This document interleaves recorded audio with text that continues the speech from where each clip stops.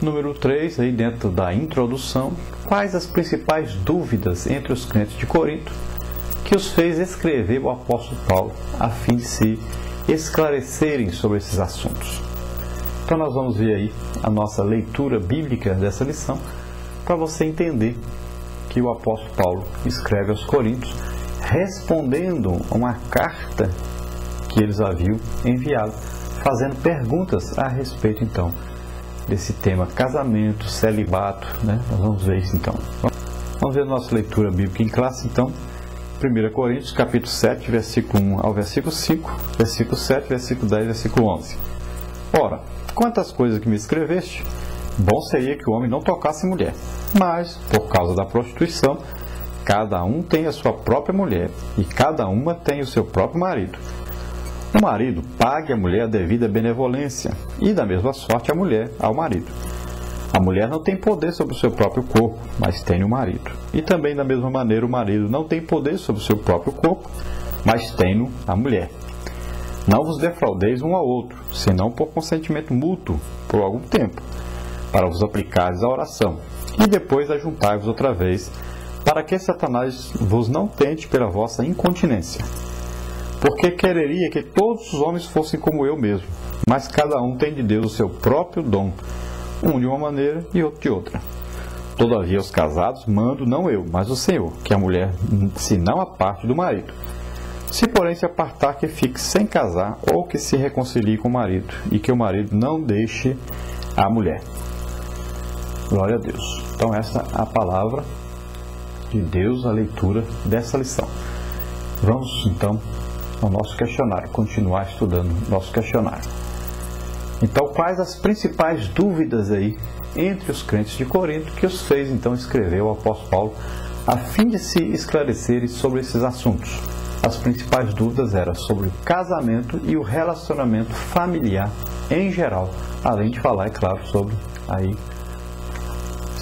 alguém que era para ficar solteiro ou não, se deveriam ficar realmente solteiros ou se deveriam se casar. Então eles tinham dúvidas sobre isso.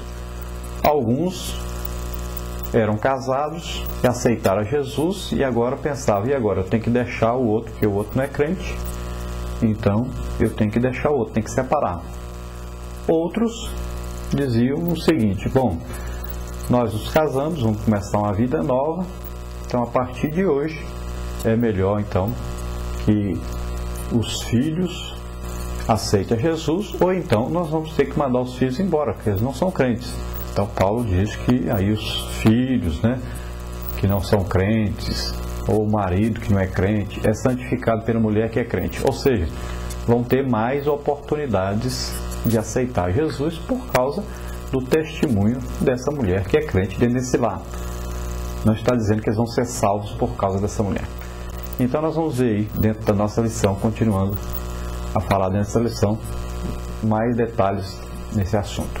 Número 4 aí, onde encontramos na Bíblia o texto mais rico acerca do casamento e seus diversos aspectos: o casal, a vida conjugal, os filhos, o estado de solteiro, a separação e o divórcio, a viuvez e o novo casamento. Então olha só quantos assuntos, onde nós encontramos tudo isso, está sintetizado aí dentro desse capítulo 7 aí de 1ª carta do apóstolo Paulo aos Coríntios. Na parte 1, casamento ou celibato. Então, vamos ver aí, número 5. Por que Paulo usava termos como mando não eu, mas o Senhor? Digo eu, não o Senhor. Também nos versículos 25 a 40. Então, por que ele fazia isso? Por causa da evidente inspiração divina e sobrenatural do apóstolo Paulo ao tratar desse importante assunto. Então muita gente diz, mas Paulo não era casado, como é que podia dar palpite a respeito de casamento? Como é que podia dar palpite, falar, ensinar sobre relacionamento dentro da família? Então nós vemos aí que Paulo estava sendo usado por Deus. A inspiração era divina. Era o Espírito Santo que estava ensinando a ele para ele repassar então para a igreja. Então o ensino bíblico, o ensino da palavra de Deus não quer dizer que a pessoa passou por essa experiência, para você ensinar um bêbado que ele não deve beber, não quer dizer que você tenha necessidade de ter sido um bêbado, né? Então, não é assim que funciona. É preciso ter entendimento da palavra de Deus, revelação do Espírito Santo. É preciso ter intimidade com Deus. E em qualquer assunto o crente pode, então, estar ali apto para ensinar, para corrigir, né? Para exortar, para edificar. Então o crente, lendo a palavra de Deus, estudando a palavra de Deus, tendo comunhão com Deus, revelações de Deus, ele poderá ensinar dentro de qualquer área, de qualquer tipo de ensino que for necessário. Número 6, o que quer dizer bom seria que o homem não tocasse em mulher? Então, Paulo está falando aí sobre o celibato, ou no estado então de celibato, o homem e a mulher devem manter-se sexualmente abstêmios. Então, celibato indica, essa palavra, que a pessoa não tem contato sexual, não tem intimidade sexual com ninguém. E que essa pessoa terá domínio sobre esse desejo sexual. Então, o domínio só é possível com a ajuda de Deus. Então, intimidades conjugais são limitadas ao casamento. Então, veja bem, o namoro, o noivado, tudo são relações onde a alma e o espírito estarão, então, unidos, trocando aí ideias, conhecimentos um com o outro. Não é permitido nenhum ato físico, não é permitido intimidade física entre aqueles que não são casados. A Bíblia proíbe isso. Então, só após o casamento é que passa o homem, então, a ter um relacionamento físico com seu cônjuge. E Deus não criou o sexo para o pecado, como está ocorrendo no mundo ímpio, chamado sexo livre. É isso aí, então, uma abominação diante de Deus.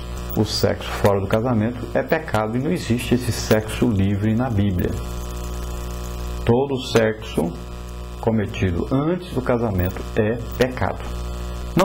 Não significa, de acordo com a Bíblia, que seja impróprio ou condenável estar solteiro ou casado. Então, a Bíblia não diz que é proibido alguém deixar de casar.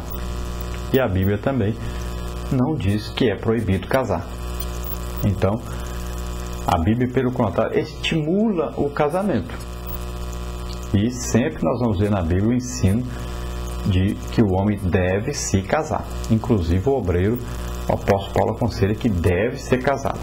Agora, não existe nenhuma condenação na Bíblia para aquele que decidiu ficar solteiro e se dedicar à obra do Senhor. Então não existe condenação para isso. É questão então de consciência e possibilidades de cada um. Então cada um tem a sua possibilidade, sua consciência. O casamento traz consigo certas obrigações que os pretendentes não podem ignorar. Então você veja 1 Timóteo 4, de 1 a 3, e também tenha então consciência de que o casamento vai trazer aí obrigações extras. O marido vai ter que cuidar da sua esposa, vai ter que sustentar a sua família, não é? Vai ter que dedicar tempo à sua família. Não é só dedicar aí a parte financeira, mas também tempo, intimidade, companheirismo, amor, carinho. Não é só o dinheiro, não é só dar casa, comida, roupa lavada, né? Não é só dar aí dinheiro para pagar a sua escola e tudo mais, mas é preciso que haja um tempo para a família também, que haja um companheirismo aí, que haja aí um tempo de diversão, um tempo de trabalho, um tempo íntimo, né? Tudo isso é preciso. Tempo para tudo. Então, quem é casado vai ter que se sujeitar a isso. Aquilo que o solteiro não precisaria, então, se sujeitar. Nós vamos ver na Bíblia, Paulo, por exemplo, solteiro, Timóteo, solteiro, né? E foram homens que trabalharam grandemente na obra de Deus, foram bênçãos na obra de Deus. Número 7 aí, qual seria para o apóstolo Paulo um dos sinais do fim dos tempos? Então Paulo diz aí que a proibição do casamento seria um dos sinais do fim dos tempos, um dos sinais que precederiam a vinda de Cristo. E isso nós vemos hoje em algumas religiões por aí, né, que obrigam as pessoas a não se casarem. Então, toda religião que obriga a pessoa, que exige da pessoa que ela não se case, mesmo que ela tenha feito um voto voluntariamente, né? Mas é uma coisa obrigada, toda religião que faz isso, ela está, na verdade, fazendo uma obra satânica. Ela está fazendo uma coisa condenável pela Bíblia. Ninguém pode obrigar a outra pessoa a não se casar. Então, número 8 aí, para completar. Há por toda parte uma multidão de casais vivendo sem serem casados, sob o rótulo de união estável, protegida pelo Estado.